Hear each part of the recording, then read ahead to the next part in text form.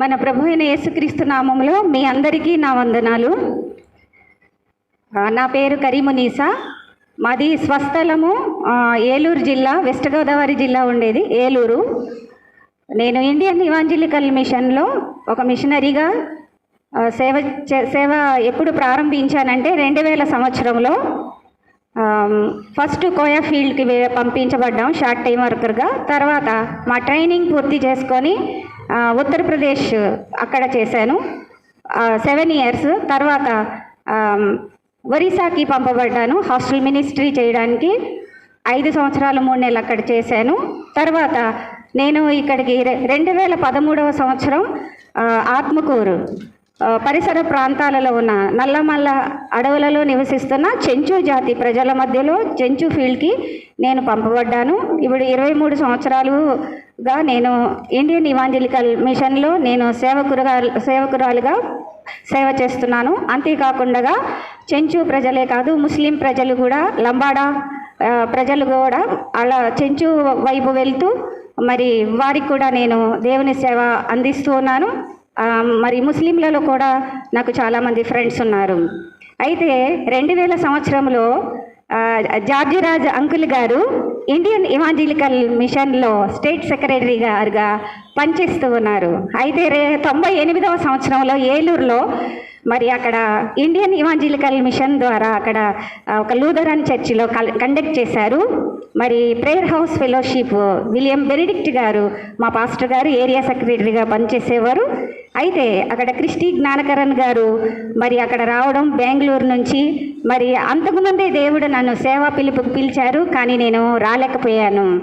అయితే 99వ సంవత్సరంలో మరి 98వ సంవత్సరంలో అక్కడ మీటింగ్ జరగడం ద్వారా నిర్గమకాండము 3-4 అధ్యాయాల ద్వారా దేవుడు నాతో మాట్లాడడం వలన 80 సంవత్సరాల మోషే మరి నోటి మాంద్యం గల మోషే దేవుడు ఏ విధంగా ఇశ్రాయేల్ ప్రజలను మరి విడిపించడానికి, దాసత్వం నుండి విడిపించి పాలు తేనెలు ప్రవహించే దేశానికి నడిపించడానికి ఒక నాయకుడిగా ఎలా ఎన్నుకున్నాడో, అలాగే దేవుడు నన్ను మరి ఇండియన్ ఇవాంజలికల్ మిషన్ స్థాపకులు థియేటర్ విలియమ్స్ గారి ద్వారా దేవుడు నన్ను పిలిచారు. కానీ నాకు ఇంగ్లీష్ రాదు. నేను అప్పుడు చదువుకున్న టైంలో అయితే మరి 98వ సంవత్సరంలో జార్జిరాజు గారు అంకుల్ గారు 2000 సంవత్సరం టైం అప్పుడు 98వ సంవత్సరంలో అప్పుడు స్టేట్ అక్కడ క్రిస్టి జ్ఞానకరణ్ గారి ద్వారా అక్కడ వాక్యము అందించుచున్నప్పుడు మరి జార్జిరాజు అంకుల్ గారు నా భుజం మీద చేసి నీవు ఐఎంకి రావాలి అని చెప్పారు. అయితే దేవుడు అక్కడ మరలా నాతో మాట్లాడడం ద్వారా దేవుడు ఆమెనని, మరి నాకు ఇంగ్లీష్ రాదు నేను ఎలా వస్తాను అనుకున్నాను. మరి అలాంటి దాన్ని కూడా ఐఎం నన్ను తీసుకొని మరి మా ట్రైనింగ్ అయిన తర్వాత మరి ఇన్ని సంవత్సరాలుగా దేవుడు అనేక స్టేటుల్లో దేవుడు నన్ను వాడుకుంటున్నారు. అయితే 2016 సంవత్సరం ఇక్కడికి వచ్చాను. అప్పుడు ఆదివారం రోజున అనుకుంటండి అక్కడ నేను ఈ మందిరంలో కూడా నేను సాక్ష్యం చెప్పాను. తర్వాత మళ్ళీ చిల్డ్రన్ మినిస్ట్రీలో టీచర్గా ట్రైనింగ్ కోసం కూడా నేను ఇక్కడికి వచ్చాను. ఇది 3వసారి మేము ఇక్కడ ఈ గుడ్ షెపర్డ్ ఈ చర్చిలోకి రావడానికి. మరి మేడం గారు మాతో మాట్లాడి మరి ఈరోజు ఇక్కడికి రావడానికి ఇలాంటి గొప్ప అవకాశం ఇచ్చారు. మరి జార్జిరాజు గారు అంకుల్ గారికి, మేడం గారికి చాలా వందనాలు. మరి ఇక్కడ శ్రేష్టమైన దైవ సేవకులు, శ్రేష్టమైన వాక్యాన్ని ఉపదేశించేవారు ఉన్నారు. మరి వారి మధ్యలో మరి చెంచు ప్రజల అనాగరికుల మధ్యలో నేను సేవ చేస్తున్నాను. నాకేమీ రాదు, కానీ మరి మీ మధ్యలో నిలబెట్టించుకొని దేవుడు నన్ను మరి సాక్ష్య రూపంలో మాట్లాడడానికి ఇలాంటి అవకాశం ఇచ్చారు. డాక్టర్ ఎంకే రాజేశ్వరమ్మ మేడం గారి తర్వాత ఇక్కడ వారితో రావడం, మరి మేము ఇక్కడ స్త్రీల మధ్యలో వారి తర్వాత నేను చెప్పడం ఇదే మొట్టమొదటిసారి. నాకు చాలా ఆనందంగా ఉన్నది. వారు నన్ను నేను ఇక్కడికి ఫీల్డ్కి వచ్చినప్పుడు నేను తల్లి తండ్రిని అన్నదమ్ములు అక్క చెల్లెళ్ళు అందరినీ విడిచి వచ్చినప్పుడు నేను పరదేశిని, కానీ ఇక్కడ ఎవరు నాకు తెలియదు. అంత తొందరగా ఫ్రెండ్షిప్ చేసుకోవడం కూడా రాయలసీమలో చాలా కష్టమయ్యేది. అయితే వారి అమ్మగారు సుజ్ఞానమ్మ గారు వారు నన్ను చూడడం, వారి ఇంటి ముందులే నేను వచ్చాను. అయితే వారి ద్వారా మేడం గారు నాకు పరిచయం అయ్యారు. అప్పటి నుంచి ఇప్పటి వరకు నన్ను వారి కుటుంబ సభ్యురాలుగా నన్ను ఎంతో ప్రేమతో చూసుకుంటారు. నేను ఎక్కడికి వెళ్ళినా మరి నా యొక్క యోగక్షేమాల్ని తెలుసుకుంటారు. వారు ఎక్కడికి వెళ్ళినా నన్ను వారితో కూడా తీసుకుని వెళ్తారు. మరి నాకు చాలా భయం వేసింది. మా ఊర్లో, మా ఏరియాలో ఒక్క గంటలో ఫ్రెండ్ అయిపోతాము, ఇన్ని రోజులైంది ఎవరు నాకు ఫ్రెండ్ అవ్వలేదు, ఎవరు నాతో ఫస్ట్ మాట్లాడతారు అంటే వయసు తారతమ్యం లేదు. నేను ఎవరు నాతో ఫస్ట్ మాట్లాడతారు, ఎవరు నన్ను ఫ్రెండ్గా పరిచయంగా ప్రేమతో మాట్లాడిస్తారో పలకరిస్తారో వారిని నేను ఫ్రెండ్గా భావిస్తాను అని అనుకునేదాన్ని. అయితే నేను సేవకి వెళ్తూ వస్తూ ఉన్నప్పుడు సుజ్ఞానం ఆంటీ గారు వారి ఇంట్లో నుంచి నన్ను చూస్తూ ఉండేవారు, నేను వారిని చూస్తూ ఉండేదాన్ని. కానీ పరిచయం అయ్యలేదు. ఒకరోజు నన్ను పిలిచి సాయం సమయంలో గోడ దగ్గర చేరేసి కూర్చొని నా విశేషాలన్నీ కూడా తెలుసుకున్నారు. అప్పటి నుంచి వారిని నేను ఫ్రెండ్గా భావించి నన్ను కూడా వారి కుమార్తెగా ప్రేమించి నాకు ఎంతగానో ప్రేమతో చూసేవారు. మా ఇంట్లో కూడా వచ్చి నాతో కూర్చొని మాట్లాడుతూ ఉండేవారు. అవి ఇప్పుడు మహిమలో ప్రభుతో కూడా ఉన్నారు. వారి యొక్క జీవితం కొరకు వందనాలు. అయితే ఆంటీ గారి కొరకు కూడా వందనాలు. వారు ప్రేమను పంచారు. అలాగే మరి రాజేశ్వరి మేడం గారు, భారతి మేడం గారు, వీరు కూడా మాకు ఎంతో ప్రేమను చూపించి ఆదరించే బిడ్డలు.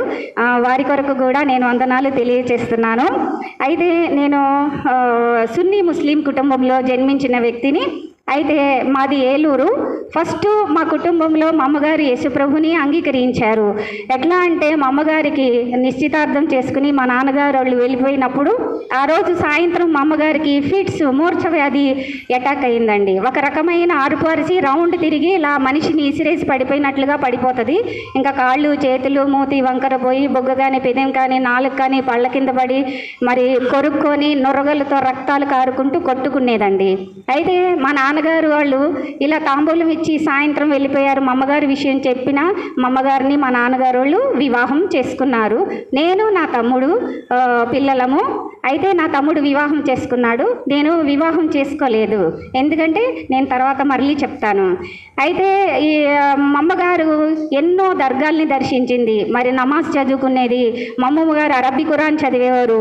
ప్రతిరోజు ప్రతి దర్గాకి వెళ్ళి ఆ గుమ్మస పైన తలపెట్టి ఏడ్చేది, మనసుకు శాంతి కావాలని, ఆ రోగము నుండి, ఆ మోక్ష వ్యాధి నుండి స్వస్థత కలగాలని. మా అమ్మ ఎంత ఏడ్చినా ఎన్నో దర్గాల్ని దర్శించింది, ఎన్నో తావీజులు కట్టుకుంది, ఎవరు ఏది చెప్తే అది చేసేది, భూతమంత్ర వైద్యాల దగ్గరికి వెళ్ళేది. మరి ఎవ్వరు కూడా మా అమ్మగారికి శాంతి, సమాధానం, స్వస్థత ఇవ్వలేదండి. అయితే మరి హిందూస్ కూడా ఎక్కడెక్కడికో వెళ్ళమని చెప్తే అక్కడికి కూడా వెళ్ళింది. మా అమ్మగారికి శాంతి కానీ స్వస్థత కానీ రాలేదు. అయితే ఎప్పుడు మా నాన్నగారి ఇంటి దగ్గర నుంచి మా అమ్మమ్మ గారి ఇంటి దగ్గరికి వచ్చేస్తూ ఉండేది. ఎక్కడ పడితే అక్కడ ఇరగ తీసుకుని పడిపోయేది, పొయ్యి మీద పడిపోయేది, ఒళ్ళంతా దెబ్బలు అన్నీ ఇక్కడ పగిలిపోయి 6 కుట్టులు, శరీరం అంతా దెబ్బలు తగులుతూ ఉండే అనమాట. ఒకరోజు నిర్ణయం చేసుకుంది, ఇలాంటి జీవితం ఎందుకు, నేను చనిపోతే మంచిది, ఏదన్నా విషం తాగి చచ్చిపోదాము అని మా అమ్మగారు నిర్ణయం తీసుకున్నారు. అయితే నన్ను చూసుకున్నారు. నేను చిన్న పాపను. అయ్యో నేను చనిపోతే నా బిడ్డ అనాథ అయిపోతుంది, నేను చనిపోకూడదు అని మళ్ళీ దేవునితో అన్వేషణ మొదలుపెట్టింది. నన్ను ఏ దేవుడు ఎవరు, నన్ను ఎవరు స్వస్థపరుస్తారు, నాకు ఎవరు మనశ్శాంతిని ఇస్తారు అని, నేను ఇంకెక్కడికి వెళ్ళాలి, ఏం చేయాలి అని క్వశ్చన్లో ఆమె ఆ విధంగా ఉంటూ ఉన్న సమయంలో మా అమ్మగారు బస్సులో ప్రయాణం చేస్తున్నారు. మా అమ్మమ్మ గారి ఇంటికి వెళ్ళినప్పుడు ఆ బస్సులో ఒక ఆమె యేసుప్రభు గురించి సువార్తను మా అమ్మగారికి ప్రకటించారు. యేసుప్రభు ఆయన పరలోక రాజ్య సింహాసనం వదిలి లోకానికి శిలువ పైన మరణించాడు. యేసుక్రీస్తు అందరికీ ప్రభు, క్రైస్తవులకి మాత్రమే కాదు దేవుడు, ఆయన అందరికీ దేవుడు. మరి ఆయన కల్వరి శిలువలో ప్రాణం పెట్టి తిరిగి లేచాడు. మరి ఆయన పొందిన దెబ్బల వలన స్వస్థత, ఆయన చిందించిన రక్తం వలన మన పాపానికి విమోచన ఉన్నది. చనిపోతేనే జీవితం అంతం కాదమ్మా. చనిపోయిన తర్వాత 2 స్థలాలు ఉన్నాయి, అక్కడ నరకం ఉంది, పరలోకం ఉంది. మరి యేసుప్రభుని నమ్ముకోవటం వలన పాప క్షమాపణ దొరుకుతుంది. నరక శిక్ష నుండి విడిపించి ఆ నిత్య జీవంలో యేసుప్రభు వారు, ఆ నిత్య జీవం పరలోక రాజ్యం, ఆకలి దప్పులు లేని రాజ్యము, ఎల్లప్పుడూ సంతోషం కలిగే ఆ రాజ్యము, ఆయనతో కూడా ఉండే రాజ్యం ఇస్తాడు, ఆయన నమ్ముకోవాలి అని మా అమ్మగారికి చెప్పారనమాట.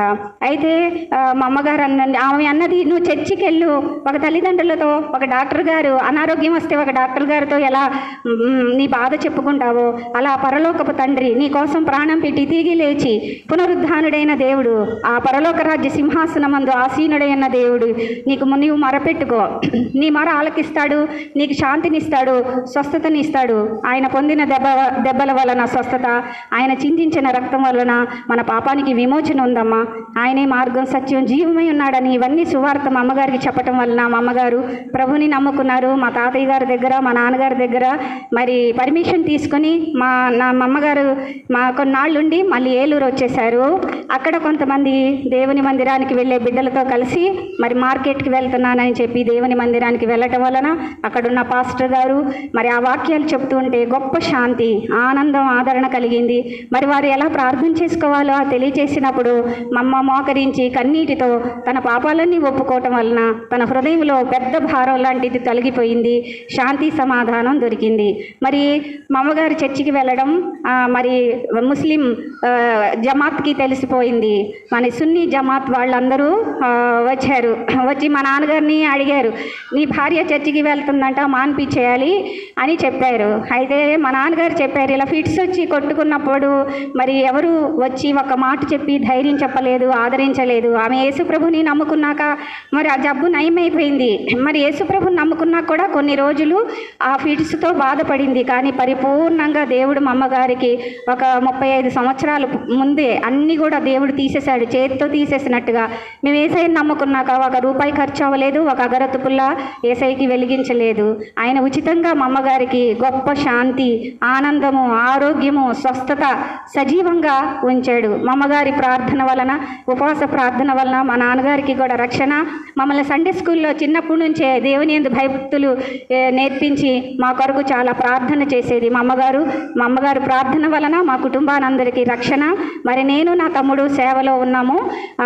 మరి ఇంత గొప్ప రక్షణ. మా నాన్నగారు కూడా రక్షణ పొందుకుని మరి 2011లో సడన్ హార్ట్ అటాక్ వచ్చింది. మరి మహిమ ప్రవేశం చేశారు. మరి మా నాన్నగారి దగ్గరకు వచ్చి ఈ జమాత్ వాళ్ళు మీ భార్యని చర్చికి వెళ్ళడం మానిపిస్తావా లేదా అని చెప్పారు. మా నాన్నగారు చెప్పారు, ఇలా ఫిట్స్లో బాధపడుతూ ఉన్నప్పుడు, మనశ్శాంతి లేనప్పుడు ఎవరు వచ్చి ఒక మాట చెప్పి ఆదరించలేదు. మరి యేసుప్రభు వారు ఆమెకు స్వస్థతనిచ్చారు కాబట్టి ఆమె చర్చికి వెళ్తుంది, ఆమె వెళ్ళొద్దు అని నేను చెప్పలేను, ఆమె వెళ్తుంది, మీరు ఏమైనా చేయండి అన్నప్పుడు ఆ జమాత్ వాళ్ళు మమ్మల్ని కులంలో నుంచి వెలివేశారు, కుల జరిమానా పెట్టారు. మరి చచ్చిపోతే ముస్లిం సమాధుల్లో స్థలం ఇవ్వమని చెప్పారు. దేనికైనా మా నాన్నగారు ఒప్పుకున్నారు. మేము ఆ సమాజాన్ని, ఆ కమిటీ ఆ స్థలాన్ని వదిలి వేరే చోటకి వచ్చినప్పుడు దేవుడు మాకు మంచి ఇల్లు కట్టుకోవడానికి అవకాశం ఇచ్చాడు.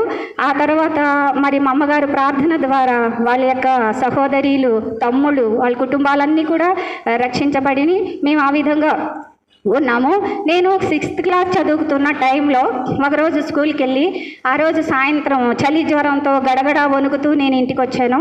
వస్తే నా స్కూల్ బ్యాగు నా పక్కన పెట్టేసి నేను మంచం పైన పడుకున్నా. అప్పుడు మాకు నొలక మంచం ఉండేది, చిన్న తాటాకిల్లు ఉండేది అనమాట. అయితే ఆ రోజు రాత్రికే వేడి నీళ్లు నెత్తి మీద నుంచి పోసేస్తే కాలిపోయిన బొబ్బలు ఎలాగొచ్చేస్తాయో నా శరీరం అంతా అలాగా బొబ్బలు వచ్చేసినాయి అనమాట. అవి రోజుకి పగిలిపోయి చీమీ రక్తంలాగా పుండులు వచ్చేసినాయి అనమాట.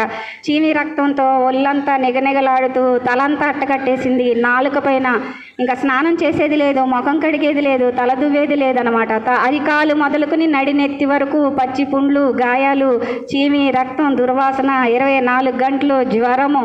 ఇలా 20 రోజులు పాస్టర్ గారు, సంఘ బిడ్డలందరూ ప్రార్థన చేస్తున్నారు. ఒకరోజు స్పృహ లేదు, నా పైన జిమ్ముమని ఈగలు మోగేసినాయి. చూపు లేదు, మాట లేదు, స్పృహ లేదు. ఇంకా చావు బ్రతుకుల్లో నా ప్రాణం, వచ్చే ప్రాణం పోయే ప్రాణంలో కొట్టుమిట్టాడుతున్న టైము. మా అమ్మగారికి ఆశ లేదు, నేను చనిపోతాననే ఒక భయం మా అమ్మకు కలిగి తలుపులేసేసి సంఘంలో ఉన్న మంచి ప్రార్థనా పరురాలు ఆమె ఆంటీ ఆ పెద్దమ్మ దగ్గరికి వెళ్ళి అనింది, మా అమ్మాయి చచ్చిపోతుందండి, బతకదు, పిలిచినా కూడా పలకకున్నది, నాకేమో భయం వేస్తుంది అని ఏడిస్తే, నువ్వు ఏడవ మాకు, మన ప్రభువు గొప్పవాడు అని చెప్పి పద పద మనం వెళ్ళి ప్రార్థన చేద్దామని చెప్పి మా అమ్మగారితో కలిసి మా ఇంటికి వచ్చి నా దగ్గర కన్నీటితో ప్రార్థన చేశారు. మా అమ్మగారు కూడా కన్నీటితో ప్రార్థన చేసి దేవునికి అప్పగించింది. దేవా, ఈ బిడ్డ నా బిడ్డ కాదు, నీ బిడ్డే. ఈ పట్ల నీ చిత్తం ఏం చేస్తావో చనివి తీసుకుంటే నీ రాజ్యంలోకి తీసుకో, నీ బ్రతికిస్తే నీ బిడ్డగాని బతికించుకో, నేనేడ్చి బాధపడి నేనేం చేయలేను అని దేవునికి ప్రార్థన చేసి దేవుని చేతికి నన్ను అప్పగించిందంటండి మా అమ్మగారు. అయితే కన్నీటితో ప్రార్థన చేసి ఆ ఆంటీ ఇంటికి వెళ్ళిపోయారు. భయపడగాకు అని చెప్పి ఆమె వెళ్ళిపోయిన తర్వాత మా అమ్మగారు పనులు చేసుకుంటున్నారు. 1 గంటకు మాత్రం నాకు మేలుకు వచ్చింది. నేను ఎప్పుడైతే ఇలాగా స్పృహలోకి వచ్చి కళ్ళైతే ఇలా తెరిచానో తెరిచినప్పుడు దేవుడు ఈ వాక్యం ద్వారా నాతో మాట్లాడాడు. యెషయా గ్రంథము 38వ అధ్యాయము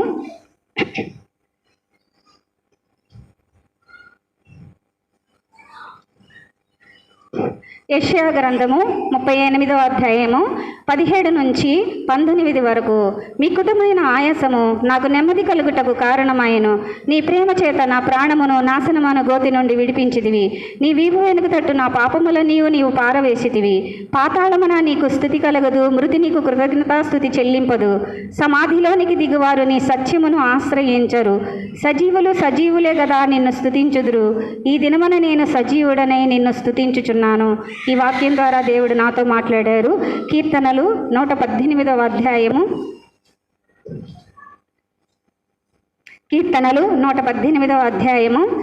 16వ వచనము. యెహోవా దక్షిణ హస్తము మహోన్నతమాయను, యెహోవా దక్షిణ హస్తము సహస కార్యములు చేయును. 18వ వచనము. యెహోవా నన్ను కఠినముగా శిక్షించను గాని ఆయన నన్ను మరణమునకు అప్పగింపలేదు. 17వ వచనము. నేను చావను, సజీవుడనై యెహోవా క్రియలు వివరించెదను. ఈ వాక్యాల ద్వారా దేవుడు నాతో మాట్లాడి నన్ను స్వస్థపరిచారు. రోజు రోజుకి నాకు స్వస్థత కలిగింది. నాకు 3 నెలలు పట్టింది నాకు శరీరం పైన మచ్చలన్నీ అవన్నీ తగ్గడానికి.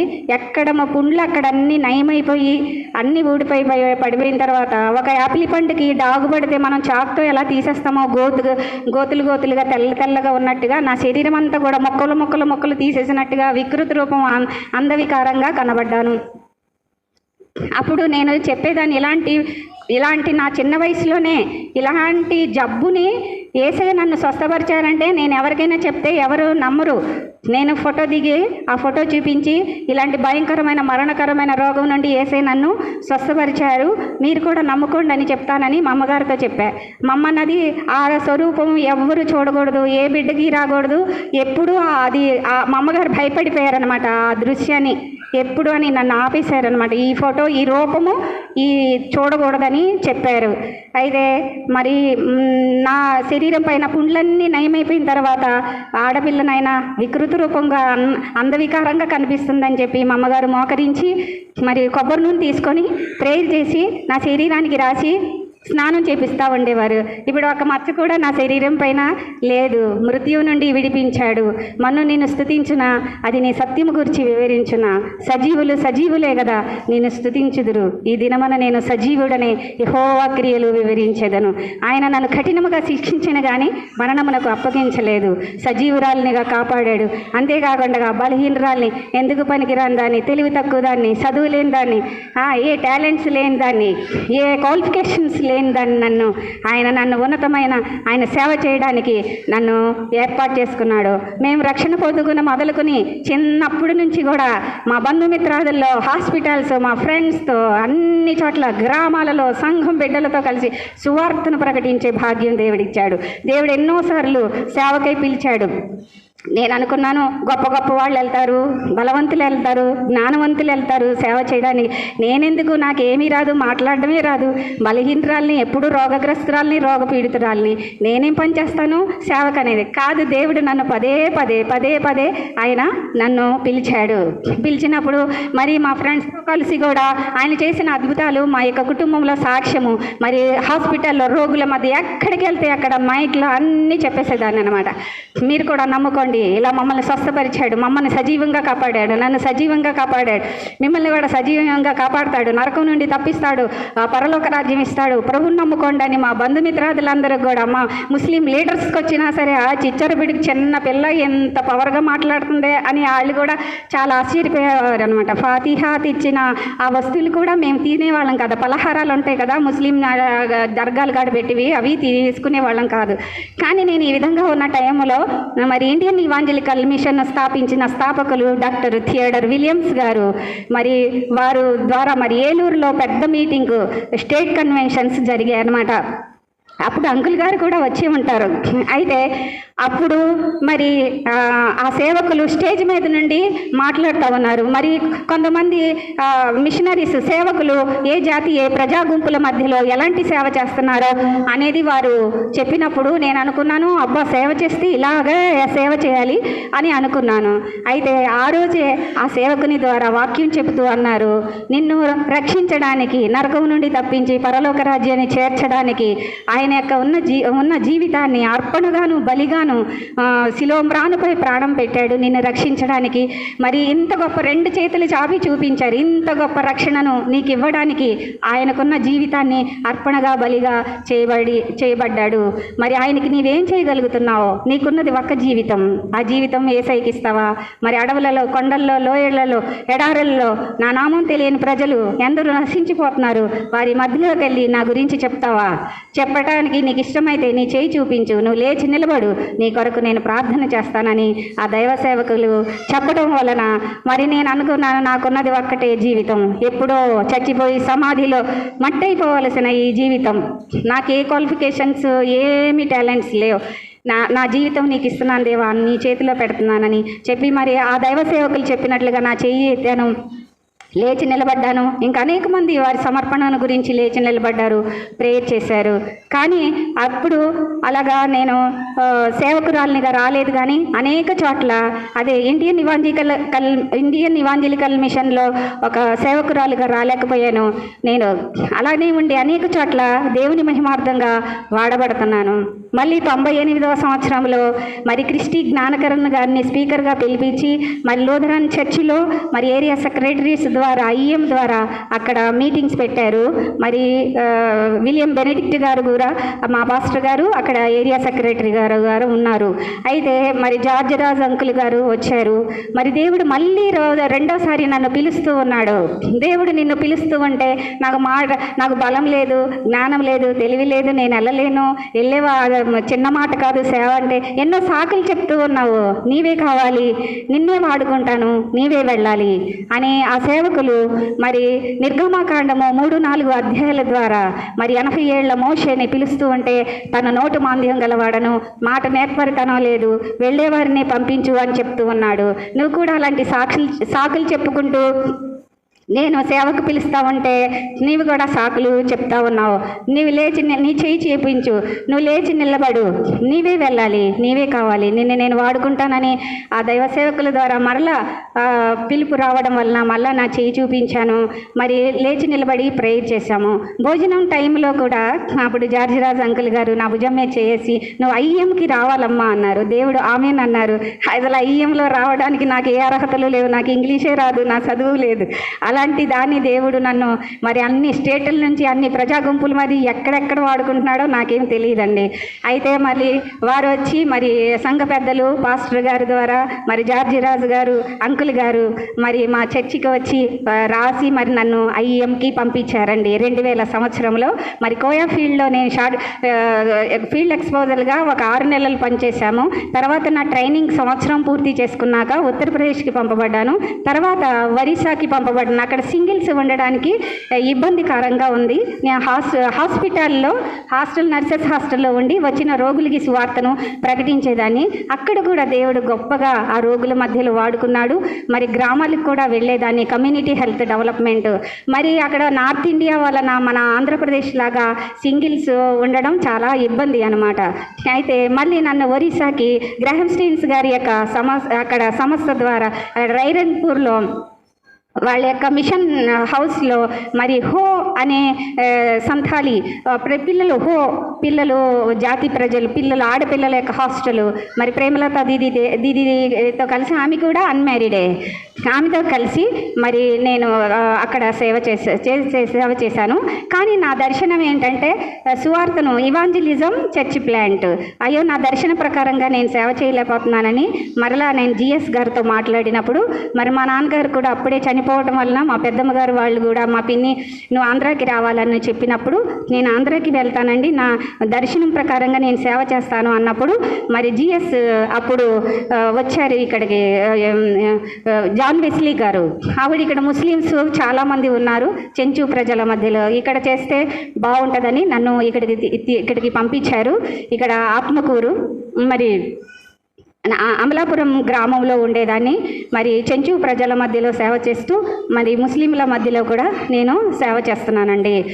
మరి అప్పటి నుంచి ఇప్పటి వరకు దేవుడు మరి 10 సంవత్సరాలుగా ఇక్కడ నేను చెంచు ప్రజల మధ్యలో నేను సేవ చేస్తున్నాను. అయితే నాకున్నది ఒక్క జీవితం దేవునికి ఇచ్చేశాను. మరి మిగిలిన శేష జీవితం ఆయన కొరకు జీవించాలి. నేను సమర్పించుకున్నాను. దేవా, సాధు సుందర్ సింగ్ గారు ఎలాగా వారి పాదధూళి కూడా పని చేయను, అంత గొప్ప ఆయన జీవితాన్ని సమర్పించుకుని వెళ్ళారు. నేను కూడా నా శేష జీవితం నేను జీవించిన కాలము, నా బ్రతుకు కాలం అంతయు నేనున్నంత వరకు నా దేవుని కీర్తిస్తాను, ఆయన కోసం గానం చేస్తాను, ఆయన గురించి ప్రకటిస్తాను, నేను వివాహం చేసుకోను అని నేను సమర్పించుకుని దేవునితో నిబంధన చేసుకున్నాను. మరి మా తమ్ముడికి వివాహం చేశారు. మా ఇంటి వాళ్ళు ఎవరు కూడా మా బంధువులు కానీ ఏమీ నన్ను అనలేదు.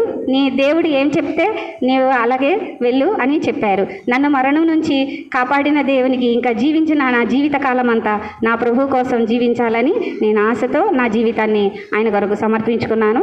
అయితే ఈ విధంగా ఉన్నప్పుడు మరి నల్లమల్ల అడవుల మధ్యలోకి ఇక్కడికి వచ్చిన తర్వాత మరి దేవుడు ఎన్నో అద్భుత కార్యాలు ఎన్నెన్నో గొప్ప గొప్ప కార్యాలు చేశాడు. అందులో కొన్ని మాత్రమే నేను తెలియచేస్తాను. అయితే డాక్టర్ ఎంకే రాజేశ్వరి మేడం గారు వారు ఒక గ్రూప్ని పెట్టారు.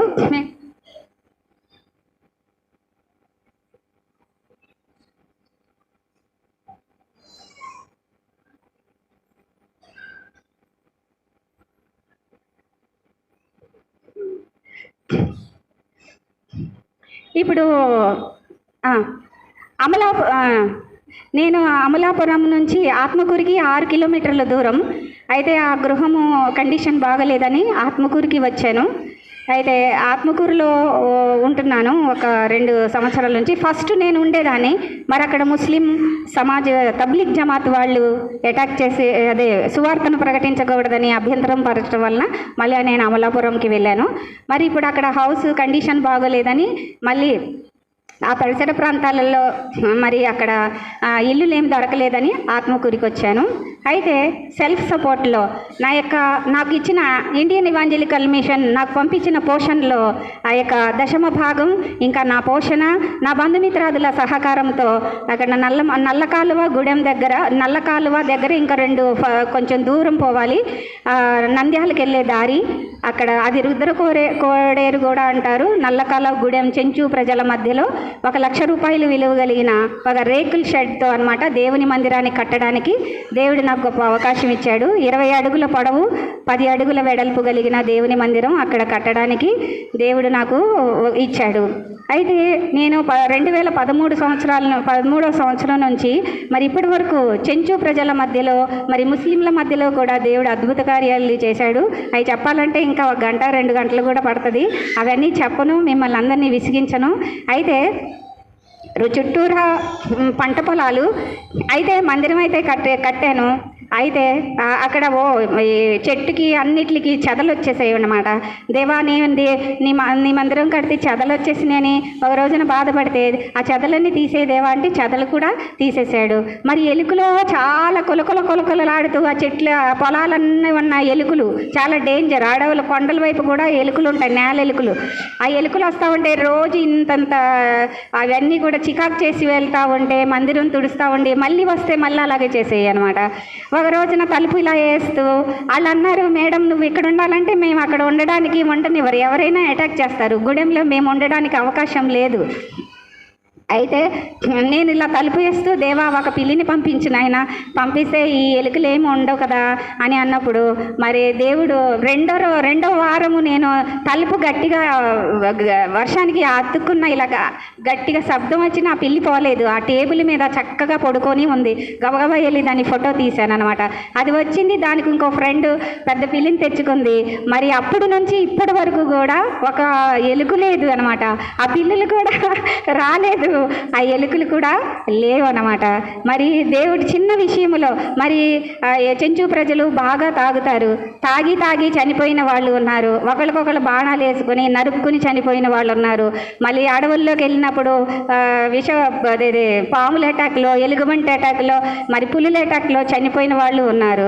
మరి ఇప్పుడు చెంచు జాతి వేలలో ఉన్నారు కానీ లక్షల్లో లేరు.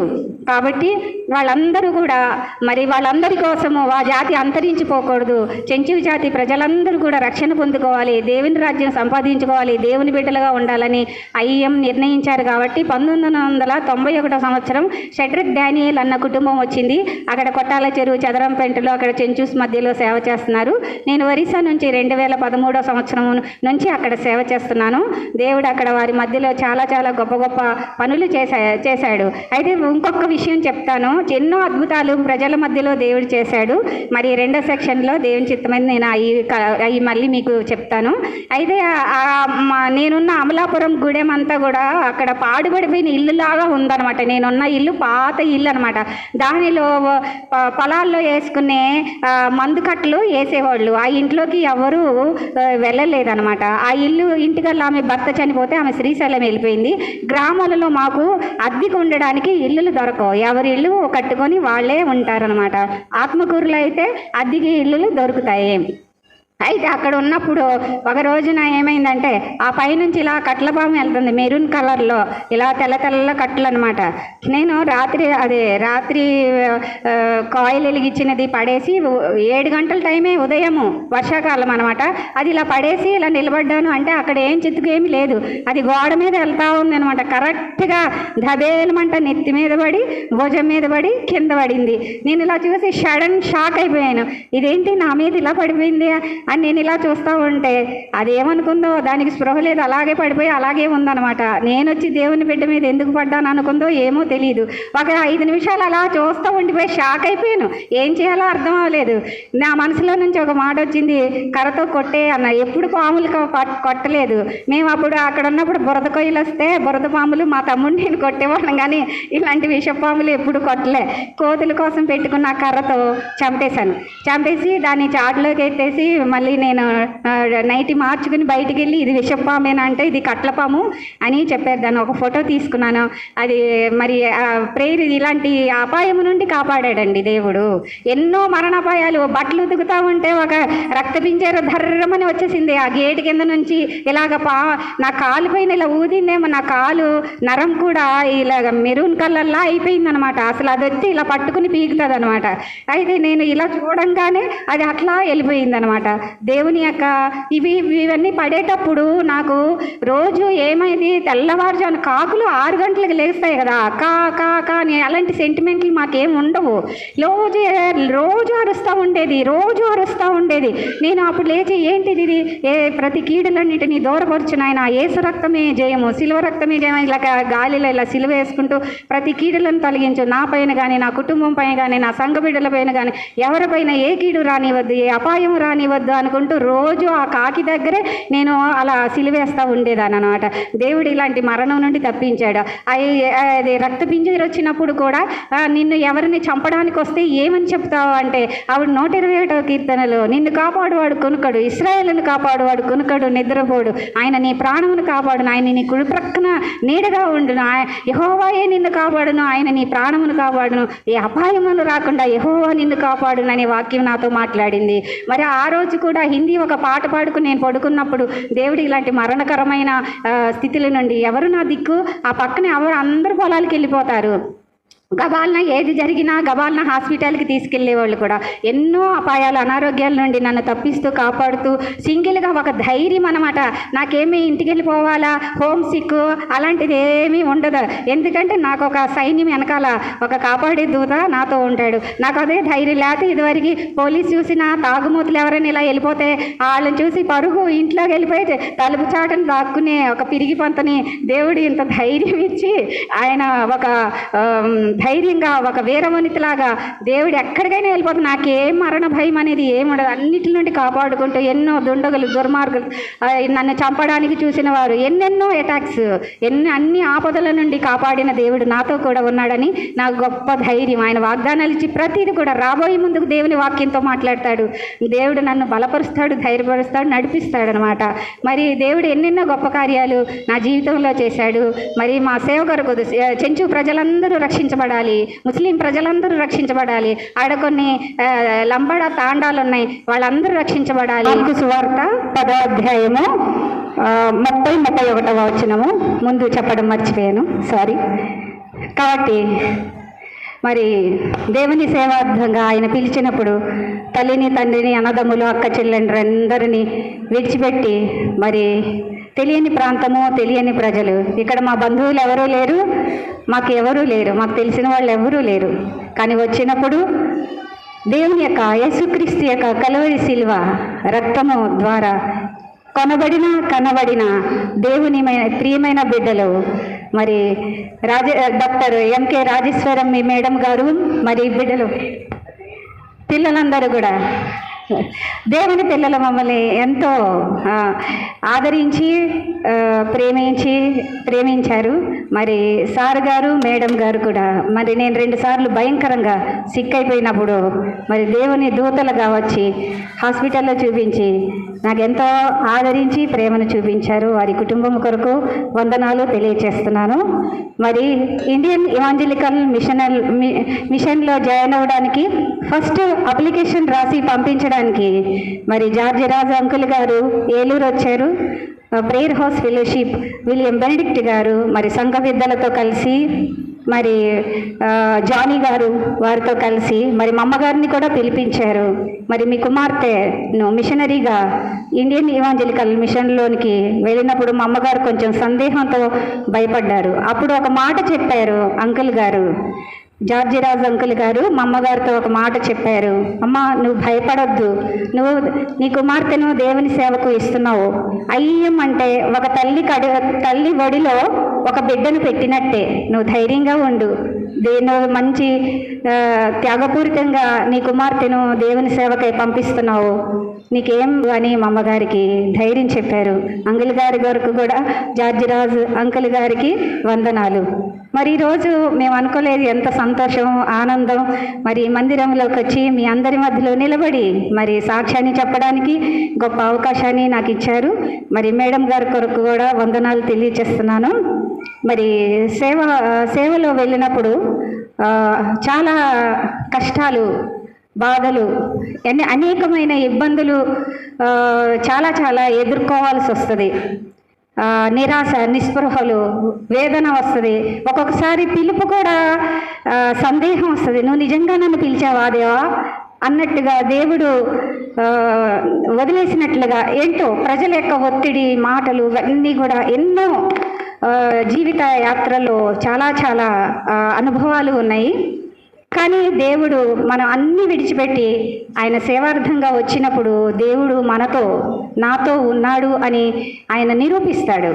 ఇప్పుడు షడ్రక్, మేషక్, అబేద్నెగోలు వాళ్ళు ఏమని చెప్పారు? రాజుగారు నిలవబెట్టించిన బంగారు ప్రతిమకు సకల విధములైన వాయిద్యధనులు వినబడినప్పుడు మీరు నమస్కారం చేయాలి అన్నారు కదా. సర్వ జనులు అందరూ కూడా నమస్కారం చేశారు, కానీ షడ్రక్, మేషక్, అబేద్నెగోలు నమస్కారం చేయలేదు. అప్పుడు రాజు దగ్గరికి తీసుకుని వెళ్ళారు. నీది నిజమా అంటే నిజమే అన్నారు. ఒక అగ్నిగుండము మండుచూ ఉన్నది, చూపిస్తూ ఉన్నారు. ఎవరైతే నమస్కారం చేయకపోతే అగ్నిగుండంలో పడవేయబడతారని. అప్పుడు రాజుగారికి చెప్పారు, అగ్నిగుండంలో పడవేసినా మాకు ఇష్టమే. మా దేవుడు, మేము నమ్ముకున్న దేవుడు దాని నుండి రక్షించగల సమర్థుడు. ఒకవేళ రక్షించకపోయినను, అలా సమాధానం, త్యాగం ఎంత గొప్పదో చూడండి. ఒకవేళ రక్షించకపోయినను మేము అందులో పడి కాలి బూడిదైపోతామైనా సరే నీవు నిలవబెట్టించిన బంగారు ప్రతిమకు మాత్రం మేము నమస్కారము చేయము. మా పౌరసత్వం పరలోకములో ఉంది రాజా అన్నట్టుగా వారు సవాలుగా నిలబడ్డారు. కాబట్టి మన చూచుచున్న దేవుడు నా కోసమే అంత నిలబడ్డారు ధైర్యంగా. వారు ప్రాణాలే త్యాగబలిగా అర్పణగా నిలబడిన, సవాలుగా నిలబడినారు. నేను వారి మధ్యలోకి నేను ఎందుకు వెళ్ళకూడదని ఆయనే అగ్నిగుండంలోకి దిగి వచ్చేసాడు. అలాంటి గొప్ప దేవుడు మన దేవుడు. మనల్ని ఎప్పుడు అనాథులుగా విడిచిపెట్టే దేవుడు కాదు. తల్లి అయినా తండ్రి అయినా ఎవరైనా మనల్ని విడిచిపెడతారు, కానీ ఎప్పుడు కూడా ఆయన విడిచిపెట్టే దేవుడు కాదు. మరి దానియేలు కూడా సింహపు గుహలో వేస్తారు. ఎందుకు వేస్తారు? అపరాధం చేసినందుగా. దానియేలు నమ్మకస్తుడిగా ఉన్నాడు, తప్పైనను లోపమైనను లేనివాడిగా ఉన్నాడు. రాజు దృష్టిలో చాలా మంచి పేరును పొందుకున్నవాడిగా ఉన్నాడు. కానీ దానియేలుని ఆ సంస్థానంలో నుంచి తీసేయాలని 120 మంది అనుకున్నారు, అక్కడున్న ప్రధానులు, అధికారులు. కానీ ఏమి శాసనం రాశారు? 1 నెల రోజులు రాజుగారు తప్ప ఎవరి దగ్గర కూడా ఏ మనవి చేయకూడదని శాసనం పుట్టించి రాపిచ్చేశారు. కాబట్టి ఇట్టి శాసనము సంతకము చేయబడిందని రాజుగారు సంతకం చేస్తే మళ్ళీ ఎవరు దాన్ని తిప్పలేరు. రాజుగారు కూడా ప్రయత్నించాడు దానియేలుని తప్పించాలని. ఉదయం నుంచి సాయంత్రం వరకు రాజు వలన కూడా కాలేకపోయింది కదా. ఇట్టి శాసనం సంతకం చేయబడినప్పటికీ కూడా దానియేలు యొక్క త్యాగము చూడండి. దేవుని కోసం ఎలా నిలబడ్డాడు. ఆయన యెరూషలేము తట్టు కిటికీలు తెరిచాడు, ముమ్మారు మోకాళ్ళుని దేవుని స్తుతించాడు కదండి. ఆ శాసనాన్ని లెక్క చేయాల. ఏం శాసనం? ఎవరైనా రాజుగారి దగ్గర కాకుండా ఇంకెక్కడైనా మనవి చేస్తే వాళ్ళు సింహపు గుహలో వేసేస్తారు, మరణం ఉంది అని తెలిసి కూడా వాళ్ళు ప్రాణత్యాగానికి ధైర్యంగా మరి దేవుని ప్రార్థించి స్తుతించాడు. కాబట్టి యథాప్రకారంగా తన దేవుని మరణ శాసనం ఉన్నప్పటికీ నాది ప్రార్థించటం నేను మానుకోలేను, నేను యూదుడను, నేను చనిపోయినా చనిపోతాను, ఆ యొక్క సింహాల గుహలో పడవేయబడినా పర్వాలేదని త్యాగపూరితంగా నిలబడ్డాడు. కాబట్టి దేవుని దూత వచ్చి ఆ సింహాల నోరులు మూయించాడు. అప్పుడు రాజుగారికి తెలుసు. దానియేలుని తీసుకుని ఆ సింహపు గుహలో పడవేస్తున్నప్పుడు రాజు ఏమన్నాడు?